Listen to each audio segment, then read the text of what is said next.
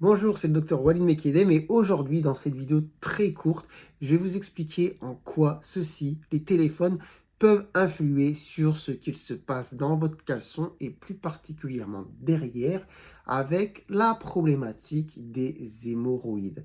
Alors les hémorroïdes, ça gêne, ça fait mal. Enfin, on a tous des hémorroïdes de base, mais chez certaines personnes, eh bien, ces hémorroïdes qui sont des veines vont se dilater plus qu'elles ne le doivent, vont être très grosses, parfois vont être proéminentes, parfois vont sortir, parfois vont faire mal, parfois vont même démanger, enfin bref, ça peut saigner, ça peut être une vraie galère.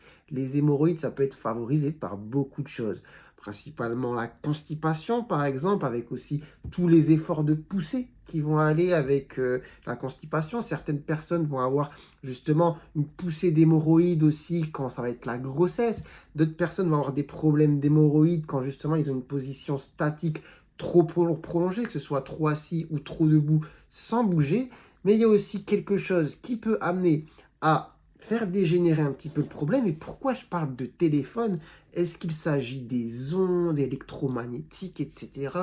Est-ce qu'il s'agit de la proximité qu'on a justement avec le derrière? Pas du tout. Je pense que beaucoup d'entre vous, vous avez peut-être déjà deviné de quoi je voulais parler, pardon, eh bien c'est de l'utilisation du téléphone quand vous allez aux toilettes. Si vous avez cette manie, cette habitude de sortir le téléphone quand vous allez aux toilettes et que vous restez assis, eh bien, j'imagine que ça dure en général plus longtemps que ce que ça devrait durer. Et si vous restez longtemps assis sur les toilettes, eh bien, vous augmentez justement la pression qu'il y a dans cette zone-là et vous favorisez cette problématique d'hémorroïdes. Alors peut-être qu'aujourd'hui, vous n'êtes pas gêné, mais imaginez, faites le calcul de tout ce temps généré aux toilettes, assis, les fesses entre guillemets écartées, désolé si c'est pas très glamour, avec le téléphone dans la main, vous cumulez ça sur 1 année, 2 années, 3 années, 4 années, 5 années. À côté de ça, vous rajoutez peut-être les problèmes que j'ai évoqués, constipation, position statique, manque d'activité physique, peut-être prise de poids, grossesse. Et l'addition finit par être très salée, si ce n'est, j'ai envie de dire, épicée, piquante, si vous voyez ce que je veux dire.